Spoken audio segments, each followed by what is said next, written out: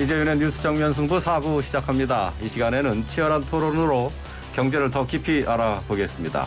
경제 정면 승부 매주 함께할 두 분 소개합니다. 신세돈 숙명여대 명예교수 나오셨습니다. 안녕하십니까? 반갑습니다. 자, 박상인 서울대 교수 함께하십니다. 안녕하세요. 네, 안녕하세요.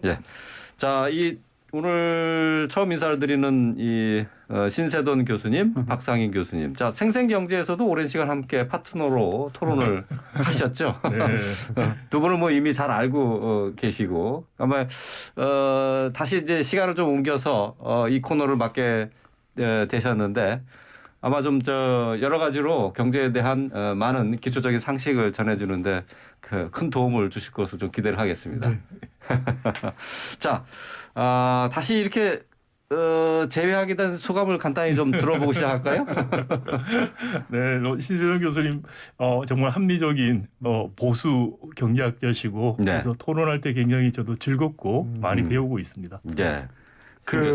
우리 두 분 저를 포함해서 그 이름이 제가 가운데 자가 세잖아요. 예. 박상인 교수님의 가운데 자가 뭐예요? 상이네요. 그렇죠. 그럼 세상이잖아요. 예. 그다음에 제가 끝자가 돈이잖아요. 예. 이게 우리 동대문이 돈화문인가 그래요. 예. 우리 박상인 교수님의 끝자는 한자인데 뭔지 모르겠지만은 이게 인이잖아요. 인, 그렇죠. 숭인문이 숭인문. 남대문이잖아요. 그러니까 이 박상인 교수하고 저하고의 인연은 그리고 신박은 또 대단히 또 그죠? 또 신선한 신박하다. 그죠? 그러니까 우리 이름은 이게 떼어놓을래야 떼어놓을 수 없는. 그렇네요. 많이 연구를 하셨네요. 아닙니다. 즉흥적인 거. 지금 딱 생각하신 거예요? 한마디 하락해서 내가 그냥 즉흥을 한마디 했습니다. 두 분이 보통 인연이 아니신 것 같습니다. 신 교수님 아마 수첩에 적어놓으신 게 아닌가 생각합니다. 예. 자, 오늘 이제 본격적으로 첫 시간을 맞이했는데요. 오늘 토론 시작하기 앞서서 윤석열 정부 경제팀 라인업 사실상 확정된 것으로 전해졌는데 자, 관련한 내용들을 좀 짚어보겠습니다. 대통령 비서실장으로 경제 관료 출신이 최종 몰망에 올랐다는 말이 나오고 있고요. 신세동 교수님, 경제정책 추진에 대한 윤석열 당선인의 의지, 이게 비서실장을 경제 관료로 쓰려고 한다. 여기에서 좀 윤 당선인의 의지를 엿볼 수 있는 건가요? 일단 인사 문제는 인사권을 가지고 계신 분이 어떤 생각을 하느냐에 기초를 하는 것이기 때문에 지금 뭐 언론에서 보도된 것만 가지고 물론 이제 윤 당선자께서 경제를 굉장히 강조하시는 것은 맞지만 비서실장으로 경제 관료를 여기서 경제 관료입니다. 경제 전문가가 아니고 관료를 최종 물망에 올랐다는 보도가 난 모양인데 저는 이거는 좀 더 두고 봐야 된다. 근데 확실한 거는 윤석열 당선자께서 경제를 굉장히 중요시하고 그렇죠. 그래서 경제 인선에 굉장히 신경을 많이 쓰신다라고 하는 것은 사실인데 저는 요거 비서실장으로 경제 관료 출신이 이 부분에 대해서는 저는 잘 모르겠습니다. 그래요. 그 경제를 잘 아는 사람을 좀 곁에 두고 쓰고 싶다는 의지는 있는 거잖아요. 그러니까 그게. 경제가 중요하다.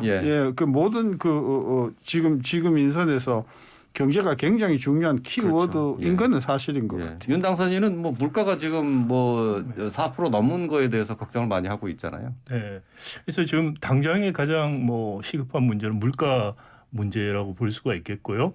지금 물망에 오르시는 분들이 보면은 것이나 금융 쪽 하셨던 관료분들이나 전문가들이 많으세요. 그래서 당장의 물가 문제에 좀 관심을 가져서 그런 것 같다는 생각이 드는데 다른 한편으로는 사실 윤석열 정부 5년을 생각해 보면 탄소 중립이라든지 산업 전환이라든지 구조적인 변화들이 굉장히 많이 일어날 시기입니다. 공급망 미중 무역 분쟁과 공급망 재편 이런 것까지 다 포함하면은요. 그래서 좀 더 거시적이고 좀 구조적이고 실물적인 부분들 이런 부분에 대한 준비가 상당히 필요한 시점이기도 해요. 그러니까 물가 관리뿐만이 아니고 5년을 내다보고 지금 인선도 하고 계획을 해야 되는데 그런 면에서 매우 아쉽다라는 생각이 들고요. 관료는 사실 하는 관리를 잘하는 하던 것들을 잘하고 관리를 잘하는데 거기에 비해서 새로운 것을 하는 거는 굉장히 습성상 잘 맞지가 않아요. 그래서 우리가 지금 전에 없었던 새로운 도전들에 직면하고 있는데 네. 지금 같은 인선이라든지 경제팀이 그런 미래지향적인 새로운 것들을 할 수 있을까? 거기에 대해서 좀 상당히 우려가 든다는 말씀을 드리고 싶습니다. 좀 더 이제 넓은 시각으로 경제를 바라보고 이제 전환기에 있다는 것을 생각을 갖고 경제 정책 전반을 관장을 해야 된다 그런 말씀이신 것 같은데 말이죠. 자 이제 좀 구체적으로 하나하나 이슈가 있는 부분을 좀 살펴보도록 하겠습니다. 최저임금심의위원회가 지난 5일 윤석열 정부 첫 최저임금 심의에 들어갔어요. 자, 관건은 역시 인상률이 될 텐데 말이죠. 2017년 시간당 최저임금이 6,470원이었는데 현재는 9,160원입니다. 41.5%가 5년 동안에 오른 건데 이 상승 추세 계속될 수 있는 건지 먼저 박상인 교수부터 얘기를 해주실까요? 이 정도의 상승 추세가 유지될 거라고 보기는 어려울 것 같습니다. 다만 원래 최저임금 인상도 어느 정도는 불가피한 것이 물가가 굉장히 많이 올랐습니다. 흔히들 월급 빼고 다 올랐다 이런 말씀들을 하시는데요. 그러니까 물가가 오른 것 정도의 최소한의 최저임금 인상들이 필요하지 않을까라는 생각은 듭니다. 네. 그 상승률은 한 어느 정도? 그러니까 지금 물가가 4% 정도 인상 지금 되고 있기 때문에 4% 정도는 4% 최소 4%는 돼야 되지 않느냐. 거기에다가 생산성 향상 부분 같은 걸 고려를 해야 되겠죠. 예. 어떻습니까, 신 교수님? 뭐 그거는 기본적으로 이 최저임금위원회에서 결정할 문제다. 예, 물론 그렇죠. 그렇죠? 예. 근데 이게 물론 그런데 이게 그동안 그렇게 되질 않았어요. 양쪽이 그러니까 사용자 쪽하고 노동자 쪽이 항상 대립을 했거든요. 그렇죠. 예. 그 결정을 누가 했냐? 공익위원회가 했어요. 근데 이 공익위원회가 거의 정부 편을 들은 경우가 많거든요. 그래서 보수 정부가 들어오면 완전히 보수 쪽으로 기울고 그다음에 좀 진보 쪽이 오면 진보 쪽으로 기울었지 않습니까? 네. 지난 그 문재인 정부가 진보 쪽으로 기운 대표적인 예인데 예. 처음에 뭐 16% 뭐 13% 그냥 3년 동안 그냥 어마어마하게 올렸잖아요. 그게 그냥 부작용이 생겨버리니까 결국은 나중에 진보 정부임에도 불구하고 인상률을 거의 그저 낮춰갔단 말이에요. 네. 저는 그래서 이번에 그 이 윤석열 당선자도 그렇게 말씀하신 걸로 알고 계신데 그리고 인수위원장도 그렇게 말씀하셨지만 네. 이거는 노사 간에 원칙적으로 해결해야 할 문제다. 따라서 노사 간에 밀고 땡기기를 통해서 이제 결정되어야 할 문제라서 네. 물론 이제 소비자 물가가 4.1% 정확하게 보니까요. 4.14예요. 4.14. 반내림해서 4.1이라고 발표를 했거든요. 예. 사실은 4.14예요. 예. 조금만 0.01만 올라갔으면 그 4.2라고 반올림해야 돼. 그런 거거든요. 그런 면에서 예. 물론 이게 소비자 물가 상승률이 굉장히 중요한 기준이 되긴 되겠지만 아까 이야기하신 대로 생산성이라든지 저는 그래서 이번에는 정부가 물론 공익위원회들이 조금 중립적인 입장에서 정부의 간섭 없이 네. 저는 해결이 됐으면 예. 좋겠습니다. 그러니까 어쨌든 물가 상승을 기준점으로 좀 삼아야 되는 물가 필요는 상승률을 있고. 감안할 수 없죠. 그 법에도 그렇게 돼 있을 그렇죠. 겁니다. 예. 그리고 예. 그다음에 노동 생산성 그런 문제들이 저는 같이 고려되어서 이번에는 최저임금위원회 역사상 예. 가장 깔끔하게 예. 가장 얼굴 붉히지 않고 해결되는 그런 모습을 보여주도록 해야 그렇게 되겠죠. 되면 뭐 저 최고죠, 뭐. 그렇죠. 네. 그런 점에서 정부의 예. 역할이 굉장히 전 중요하다. 정부의 역할이라는 것은 어떤 겁니까? 그러니까 정부가 그 간섭을 할 수도 없는 거잖아요. 그렇죠. 그러니까 거기에 대한 가이드라인을 줄 수도 없는 거고 그러니까 논의를 원활히 하는 거. 공익위원을 9명을 선정할 때 예. 굉장히 능력 있고 합리적이고 많은 사람들의 어떤 신뢰를 받을 수 있는 분을 해야 되는데 과거 정부를 보면 좀 친정부 쪽이다 싶은 사람들을 쫙 공익위원으로 선임을 해버리니까 예. 누가 봐도 이거는 그렇게 되지 않겠습니까? 저는 그래서 그 간섭이 없어야 된다. 뭐 이제 그 공정한 논의가 돼야 된다 했는데 한덕수 총리 후보자 같은 경우에도 그 급격한 인상은 좀 바람직하지 않다라는 언급이 있었어요. 그러니까 이런 것들이 사실은 조금 정부에서 간섭하는 거다 이렇게 볼 수도 있는 것 아닙니까? 네, 말씀하신 것처럼 그게 간섭이고 또 공익위원들에게 일종의 지침을 주는 걸로 네. 비칠 수가 있죠. 그게 굉장히 바람직하지 않은 말씀을 하셨고요. 신 교수님 말씀처럼 공익위원들이 노사 양측으로부터 신뢰를 받을 수 있는 그런 분을 임명하는 게 정부의 역할이라고 저는 생각이 되고요. 네. 그리고 이게 처음에 가면은 노사에서 이렇게 굉장히 서로 좀 협상을 위해서 터무니없는 수치를 처음에 들고 나와서부터 시간을 끌면서 협상을 하고 결국 이제 공익위원들이 중간에 정해서 하는 식으로 항상 협의가 이루어졌는데 저는 오히려 공익위원들이 물가 상승률, 생산성 향상, 그리고 우리가 좀 양극화 해결을 위한 그 정책적인 노력 이런 걸 감안해서 어느 정도의 중간점들을 먼저 제시하고 거기서 노사가 원하는 것들을 이야기하면서 협상하는 게 오히려 생산적이지 않느냐라는 생각이 듭니다. 예. 윤 당선인은 물론 뭐 대선 선거 유세 기간에 한 발언이긴 합니다만은 최저임금도 지역별로 또는 업종별로 차등을 줄 필요가 있다라고 얘기를 했어요. 문제 없을까요? 저는 그게 합리적이고 상식에 맞는 접근 방법이라고 봐요.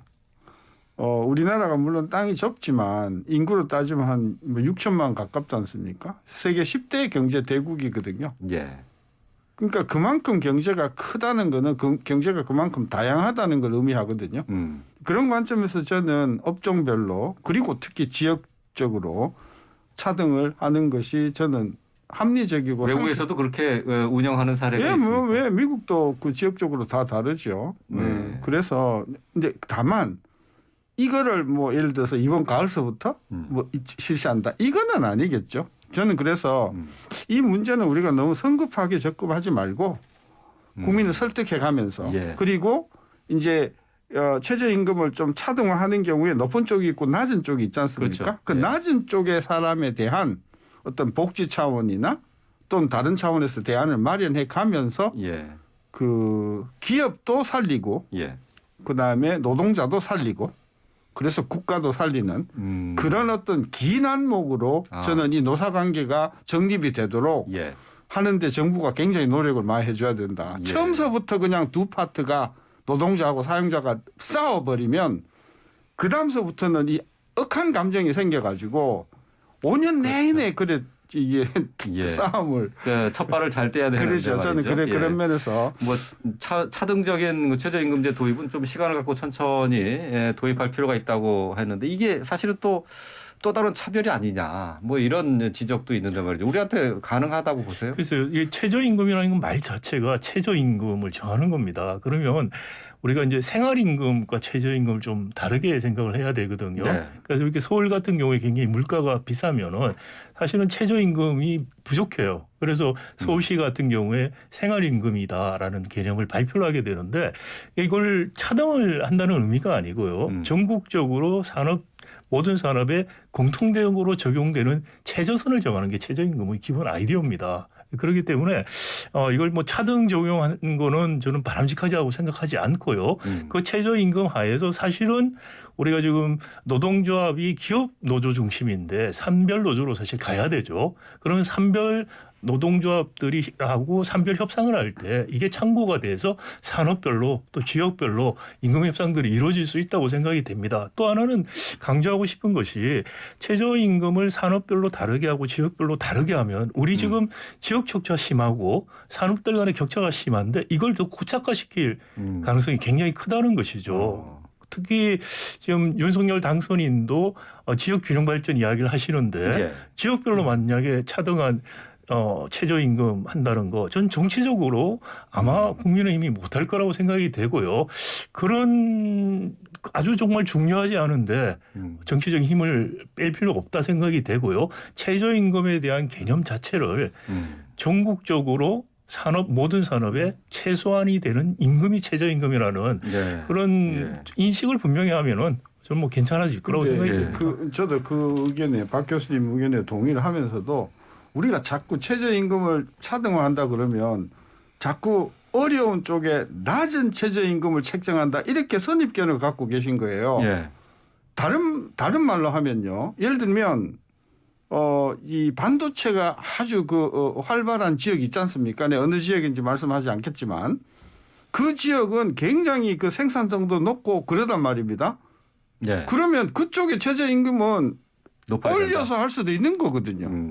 그건 뭐 최저임금을 꼭 할 필요 없이 노사 협상으로 할 수 있는 부분이라는 거죠. 최저임금은 그러니까 예를 들면 물가도 비싸고 생산성도 높고 이렇게 해서 굉장히 잘 나가는 지역의 최저임금은 다른 지역의 최저임금보다도 높게 설정하면 그것도 하나의 차등화잖아요. 저는 그런 면에서 자꾸 우리가 이게 낮은 쪽으로 이게 그 양극화를 고착시키는 거라고 생각하지 말고 예.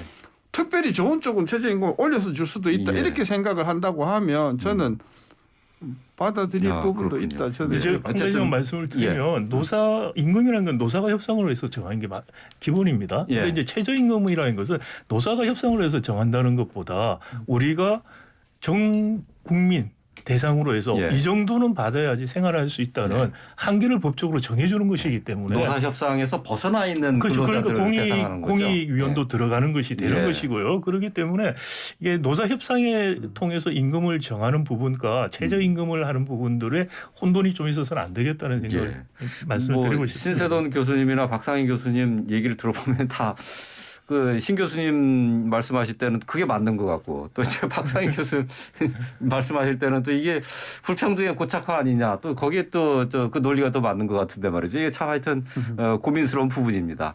자, 또 윤석열 정부에서 바뀔 노동 정책을 좀 살펴보도록 하죠. 대선 기간 동안 유연 근무 확대를 주장을 했었는데요. 자, 이를 두고 사실상 주 52시간제를 무력화하는 공약이다라는 의견이 있거든요.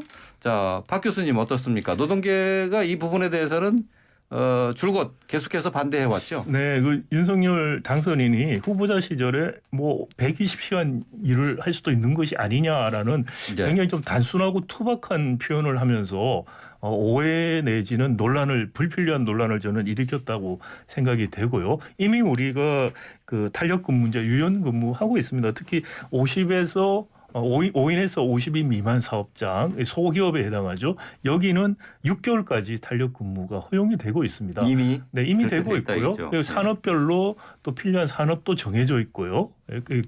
기업 규모에 따라서도 하고 있기 때문에 이게 정착되도록 좀 더 노력해야 된다. 그동안에 우리가 정말 노동 시간이 너무나 길었죠.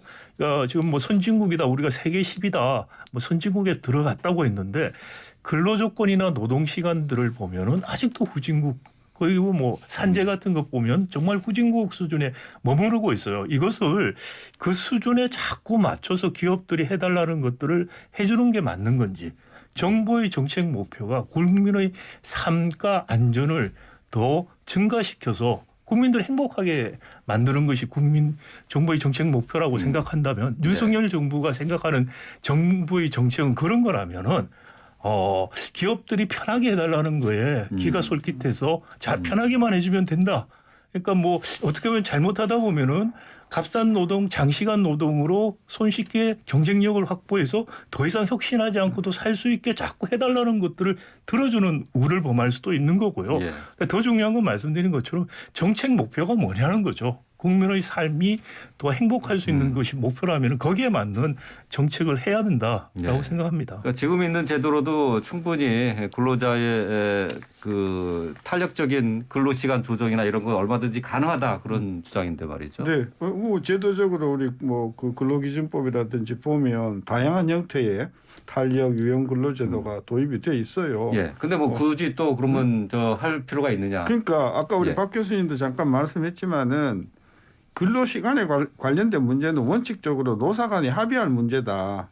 그게 이제 대원칙이다. 다만 아까도 이야기했지만 근로자의 복지나 건강을 위해서 꼭 필요한 범위 내에서 우리가 이제 그거 하는 것인데 그동안에 이제 문재인 정부는 너무 공장의 현실을 너무 도외시한 면이 있다. 그러니까 현장에서는 아우성인데 그 업종의 특징상 또는 뭐 생산 그 활동의 어떤 특징상 그 주 52시간 그 제도를 철저하게 운영하지 못할 경우가 많은데 그런 현실적인 어려움을 좀 감안해 달라는 게 이제 업계의 요청이었지 않습니까? 거기에 대해서 이제 윤 당선인께서 선거 기간 동안 호응을 해왔던 것이다라고 봐서 저는 원칙이 노사 간의 합의, 즉 사용자 쪽에서 조금 무리하게 시간을 더 하게 하는 경우에는 그에 상응하는 보상을 충분히 해주도록 하면서 근로자들도 좀 더 많은 소득을 얻게 하면서 문제를 해결하는 저는 그런 차원에서 이 문제가 원칙적으로 노사 간의 합의에 의해서 저는 해결되도록 해주는 것이 저는 이번 정부의 저는 역할이라고 봐서 그런 쪽으로 노사 간의 합의를 해나가자라고 하는 방향이라고 보는 거죠. 뭐 지금 있는 법 제도로도 충분히 근로자의 탄력 근무제를 통해서 노동 시간을 보장받을 수 있다라고 말씀하셨는데 현장에서는 그게 아니다. 뭐 서로 상반된 입장이신데 말이죠. 지금 그 최저임금이라든지 이 근로시간 문제 같은 것을 법으로 우리가 정하는 이유가요. 이건 최소한의 인간적인 삶, 건강 이런 것을 지키기 위해서 지켜야 된다고 정하는 겁니다. 그 위해서 노사가 합의를 해서 더 임금을 얼마나 더 높게 할 것인가, 시간 운영을 어떻게 할 것인가를 정하는 것이죠. 자, 예를 들어서 개발도상국의 어린이들 장시간 노동시키는 거를 금지하라고 우리가 합니다. 거기 그러면은 당장에 붙잡고 이야기하면 애들이 일을 해야 된다. 그렇게 말을 할 거예요. 근데 그러니까 현실에 있는 것의 그 불합리한 부분을 제도 안으로 어쨌든 들어와야 그걸 된다는 막아줘야지 개선이 일어나는 겁니다. 쉽게 빠져나갈 수 있는 구멍들을 자꾸 만들어 놓으면은 개선이 일어날 수가 없어요. 거기에 알겠습니다. 안주하려고 한다는 거죠. 뭐 말씀을 듣고 보니까 이게 좀 주장하는 바와 논점이 완전히 조금 달라서 좀 더 논의가 필요한 부분들이 많이 있는데 말이죠.